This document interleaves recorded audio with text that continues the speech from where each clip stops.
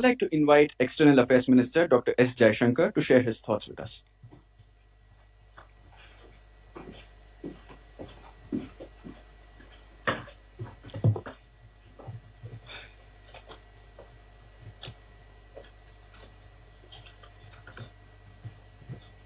Secretary post Vandita Kaul ji. Hello दोस्तों, तो कैसे हैं आप लोग। मैं मेहंदी हसन एक बड़ी खबर के साथ। दोस्तों, एक बहुत बड़ी खबर सामने निकल करके आई है। भारत के विदेश मंत्री एएस जयशंकर ने संयुक्त राष्ट्र में एक दिया जबरदस्त बयान। उन्होंने कहा संयुक्त राष्ट्र में सब कुछ ठीक नहीं है। जयशंकर जी ने बताया अब फैसले कुछ देशों तक सीमित हैं, बाकी की आवाज को दबा दिया गया है। सबसे बड़ा सवाल उठाया ये आतंकवाद पर दोहरे मापदंडों का। जब एक सदस्य खुले आम आतंकियों को बचाता है तो संयुक्त राष्ट्र चुप क्यों रहता है। बिना नाम लिए पाकिस्तान को फिर किया बेनकाब। कहा जो देश आतंकियों को ढाल बनाता है वो पूरी दुनिया के लिए खतरा है। अब वक्त है सुधार का। संयुक्त राष्ट्र को एक नया चेहरा चाहिए जो आज की दुनिया की असली तस्वीर दिखाए। तो दोस्तों, भारत के विदेश मंत्री एएस जयशंकर जी ने अपनी स्पीच में और क्या क्या कहा, चलिए आइए इस वीडियो में आगे तक देखते हैं।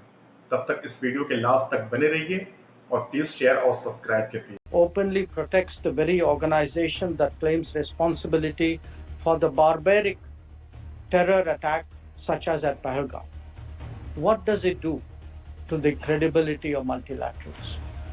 If the maintenance of international peace and security has become lip service, the predicament of development and socio-economic progress is even more serious. We must also recognize that all is not well with the United Nations. Its decision-making neither reflects its membership nor addresses global priorities. I would now like to invite External Affairs Minister Dr. S. Jaishankar to share his thoughts with us.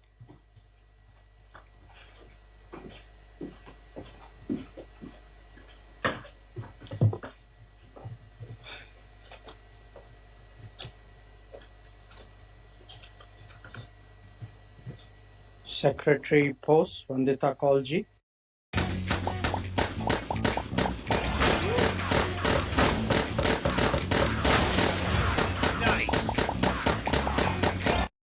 Secretary West C.B. Georgie, Excellencies, ladies and gentlemen. Thank you for joining us this morning, and it's really a great pleasure to see so many of you here. I take it as a statement of our collective attachment to the United Nations on this important anniversary at a time when the world is perhaps passing through somewhat difficult circumstances. It is truly a great pleasure to be with you here on this special occasion as we celebrate the 80th anniversary of the United Nations. As a founding member state of the UN, I extend warm wishes to all present on United Nations Day.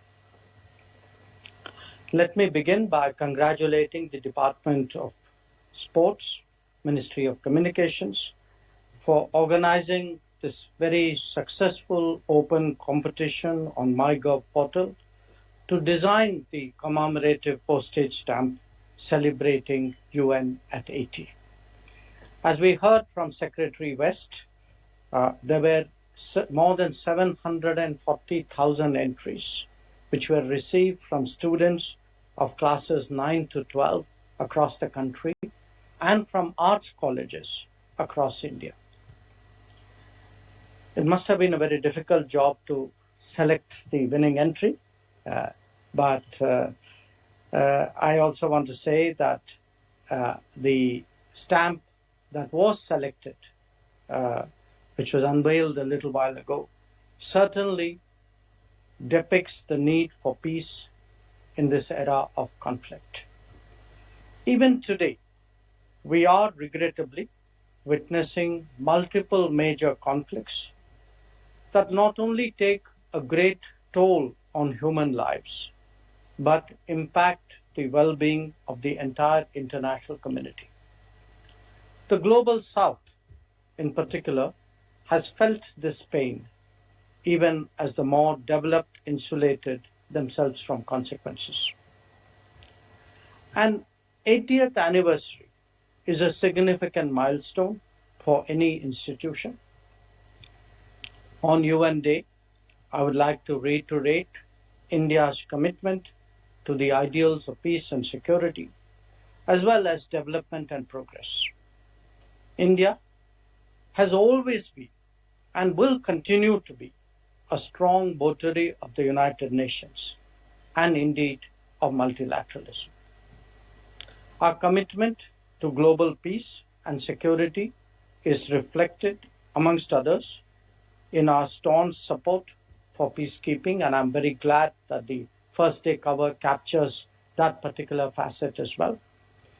We visualize this as a fundamental obligation of a conscientious member. The energies and resources that we have devoted and the sacrifices that our personnel have made certainly ensure that the world is a better place. Significantly, just last week, we hosted a Chiefs of Army Staff conclave in New Delhi, which witnessed participation from 30 troop contributing countries. That said, we must also recognize that all is not well with the United Nations.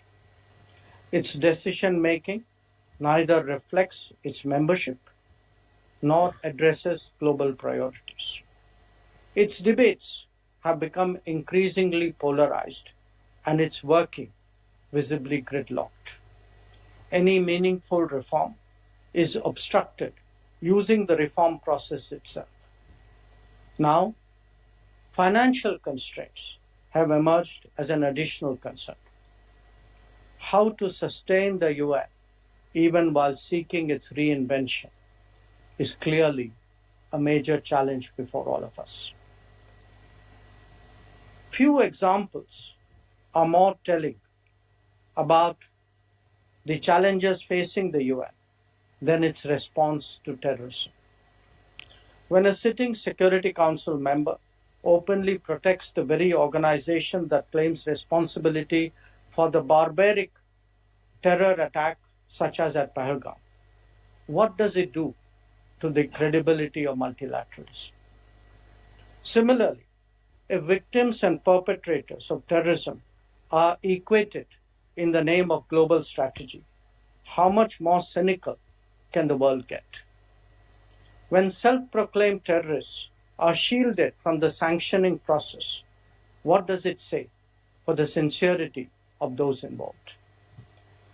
If the maintenance of international peace and security has become lip service, the predicament of development and socio-economic progress is even more serious.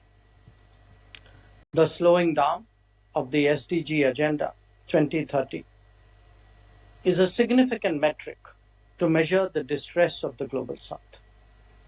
There are many more, whether it is trade measures, supply chain dependence, or political domination. Yet, on such a notable anniversary, we cannot abandon hope. However difficult, the commitment to multilateralism must remain strong. However flawed, the United Nations must be supported in this time of crisis. Our faith in international cooperation must be reiterated and indeed renewed. It is in that spirit that we all meet to mark this occasion and seek to build a better world. I thank you again for joining us on this important day, on this important anniversary. And as my colleagues said, I think at the end of the day, what unites us is what is most important. And the fact that we are meeting here today, I think sends a message in itself. Thank you for your attention.